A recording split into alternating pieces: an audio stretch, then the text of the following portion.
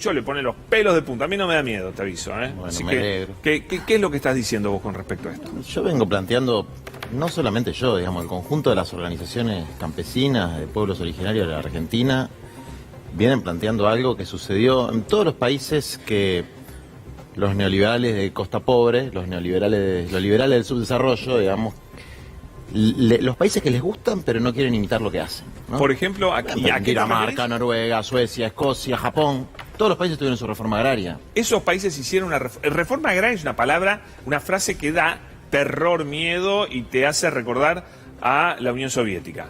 Bueno, Pero estos países no son la en Unión realidad Soviética. en la Unión Soviética hubo una colectivización del campo, es distinto. Una reforma agraria es crear una pequeña burguesía agraria que tenga parcelas, depende del cultivo, depende de la zona, etcétera, pero de 100 hectáreas, 50 hectáreas. Los chacareros, lo que hizo Y que Perón en la compitan, Argentina. porque eso fomenta la competencia. Desde luego. Guarda. Entonces, acá es un país donde los liberales no son liberales, son monopolistas.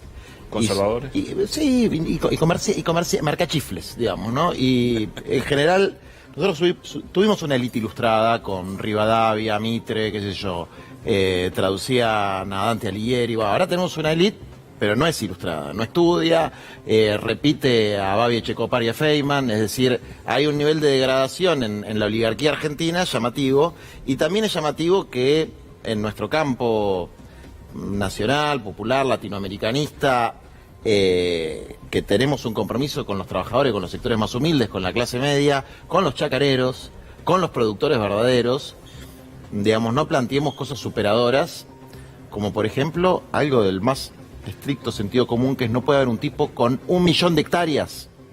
No puede haber... A mí me llama la atención que no hables de algo que ayudaría mucho A ver. también en esto, que es el impuesto a la herencia. Un impuesto duro a la herencia. Expertos en igualdad siempre sugieren el impuesto Sí. a la herencia como un gran colaborador. Por eso hay que distinguir, como en las retenciones hay que hacer la segmentación. En el tema de la herencia hay que distinguir las grandes fortunas de un tipo que tiene 3 Por supuesto, departamentitos, siempre se pone un y la quiere piso, dar siempre se pone un piso. a los hijos.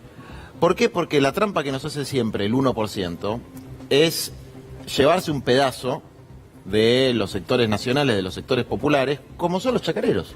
Porque vos fijate, esta medida afecta a el 0.001% de la población, a menos del 10% de los empresarios, no te estoy hablando de la gente de campo, de los tomados empresarios, como totalidad. de las unidades productivas Sí. exportadoras, menos del 10%. Que son tipos que todos tienen una renta neta de más de 20, 25 palos, 25 millones de pesos anuales, el más chiquito.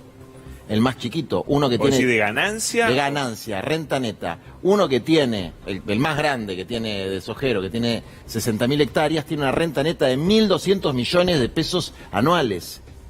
Y de eso van a tener que meter 3 puntos. Sí. Y se van a cortar la ruta con los tractores que valen $80.000, digamos. Entonces, y los compañeros nuestros, que están 40% de la población bajo la línea de la pobreza, que no tienen para comer, que le suben el 3% los alimentos todos los meses, están aguantando y están bancando para ver si el gobierno puede poner a Argentina de pie.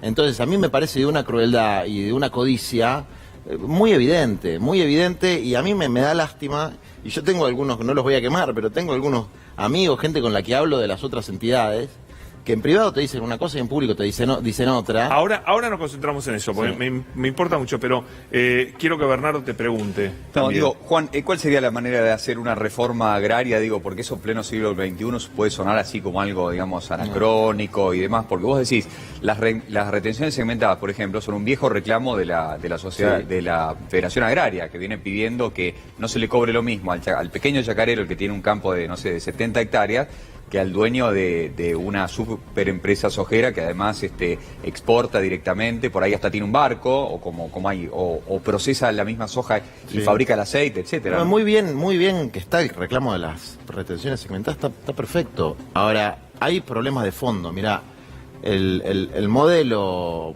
de monocultivo extractivo que no produce alimentos, que produce commodities, lo que ha generado es que perdimos en 30 años el 40% de las chacras de la Argentina.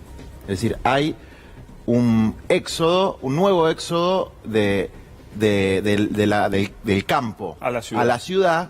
pero que no está motivado como el anterior, que era por el avance de la industrialización, sino por la expulsión. No son factores de atracción. Es el desierto verde. El desierto verde, eso expulsa. A ver, lo que pasa en el Chaco salteño con los wichis no tiene que ver solamente con el infame Urtubey, con la falta de medidas del nuevo gobierno de Salta, tiene que ver con que avanza la frontera sojera, rompen todo el monte, destruyen los bosques, no cumplen la ley de bosques y después te fumigan con glifosato. Entonces hay un problema de modelo que es muy malo para la Argentina. Nosotros tenemos más del 90% de concentración en las ciudades. Pero él te preguntó, creo, Bernardo, cómo las medidas sería la concretas. reforma. Mira, nosotros ¿No? planteamos Porque decirlo, cuatro por ahí ejes. hasta podemos estar de acuerdo, pero depende en cómo se haga es la clave. cuatro ejes. Primero, un tema básico, la tierra del que la trabaja. Hay en la Argentina varios decenas de miles de productores que son arrendatarios que no pueden vivir en el campo porque les alquila 1 hectárea, 1 hectárea y media en el cinturón hortícola de La Plata,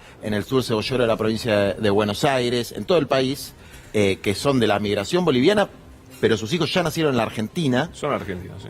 que les alquilan, no les dejan construir ni tener una casa, viven en taperas, son miles. Eso es una realidad que no se conoce, que son los que producen los alimentos, la fruta y la verdura. Sí, ¿Por sí, qué? la que consumimos acá, ¿eh? ¿Por qué ellos que viven hace más de 20 años en su tierra no la pueden comprar a través de un proceso de compra estatal? Pero eso se hizo en muchos países del mundo y se hizo en la Argentina también. Muchos de los chacareros actuales fueron... Mi abuelita, de Venado Tuerto, que en paz descanse se murió hace poco, mi abuelita me contaba que ella en la zona de Venado Tuerto, en la expropiación de la familia Chateaubriand, que era una familia de los franceses, de la oligarquía, bueno, le dieron 120 hectáreas al marido de ella, 120 hectáreas del lado, y así se fue creando los procesos de colonización agraria de la Argentina cuando había un proyecto de país. Entonces ahora hay un problema que no hay un proyecto de país, entonces si no se le da la tierra a quien la trabaja, no se revitalizan los pequeños pueblos. Hay miles de pequeños pueblos que cuando sacaron el ferrocarril se perdieron y vivimos muy mal en las ciudades. Ana te quiere preguntar algo. Por tus declaraciones vos fuiste de tendencia varias horas hoy y recibís muchísimas amenazas. Sí. ¿Cómo te llevas con eso? A mí no me molesta lo más mínimo, digamos. No, habla más de quien las pronuncia de que quien las recibe, ¿no? ¿Para qué le decían Ana por si alguien no lo vio? Y no lo amenazas escuchó? de fuerte, de te voy a matar, te mereces tal cosa. Sí, es Fuerte, la- de Una todo tipo de violencia, cuentas, pero por una supuesto. violencia tremenda. Yo recibo amenazas de muerte constantemente. Claro. A ver, si a mí me apuntaba la ministra de Seguridad del gobierno anterior con nombre y apellido, Sí. el ministro de Agricultura, que también es un muchacho de la sociedad rural, que no me acuerdo el nombre, digamos, hubo una matriz de señalamiento y de estigmatización a los dirigentes sociales, dirigentes opositores muy fuerte.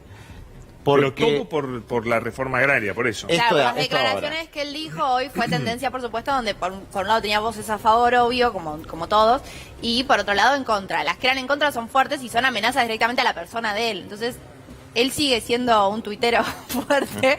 Entonces yo le pregunto por un lado cómo se lleva. con Mira, eso. nunca me crucé con absolutamente nadie en la calle que me haya dicho nada. Sí, O yo soy el que te amenacé. o de son muy muerte. cobardes, o son muy cobardes, o son una mentira inventada por algún macrista que tiene algún contrato en el Cámara de Diputados de la provincia de Buenos Aires, entonces se dedica a eso. Pero el tema de fondo, mira, es el gobierno. Yo a veces a Alberto le critico que es demasiado bueno, Alberto. Es demasiado bueno. Se tiene que poner más firme. Digamos, esto es muy poquito. Y a ver, si un tipo con un tractor de un palo se pone en la ruta, sacar una foto de la patente y meter una multa y decomisarle el tractor hasta que la pague. O las camionetas Hilux, último modelo, que valen... No sé, a ver, una cosa es la gente que está muerta de hambre, reclamando, que no tiene nada que perder, reclamando, y le puede hacer todas las multas que quiera, no va a poder pagarlas porque no tiene nada, reclamando porque no tiene para comer. Y otra cosa es gente que tiene una renta neta de más de 20 millones de palos anuales. Es un nivel de ambición y de crueldad que no se puede permitir. Y a mí lo que me entristece mucho es cómo a veces llevan casi como un brazo piquetero, por un lado a los peones rurales, que los apretan porque son los que le pagan el sueldo, pero por otro lado a muchos chacareros agrupados en la CRA, en la Federación Agraria, que hasta por una cuestión ideológica o qué sé yo, si ellos se benefician con estas medidas, no importa, igual se dejan arrastrar. No son todos, yo tengo información de muchos que están muy enojados con esta situación. Claro. Porque aparte, ¿cómo le explican, incluso un chacarero, cómo le explica a los hijos a alguien que tiene una renta de estas características, que en una situación con el 40 y pico % de pobreza que dejó este gobierno, no puede aportar un 3% de la fortuna que gana en una subida de impuestos que es mínima, y solamente para el cultivo de soja y solamente para el 10% más rico? Entonces es de una crueldad muy grande. Clarísimo, Juan. Gracias, Bernardo Mañago, por habernos acompañado. Gracias, Pablo. Gracias por la Te invitación. liberamos y, por supuesto, Juan, muchísimas gracias.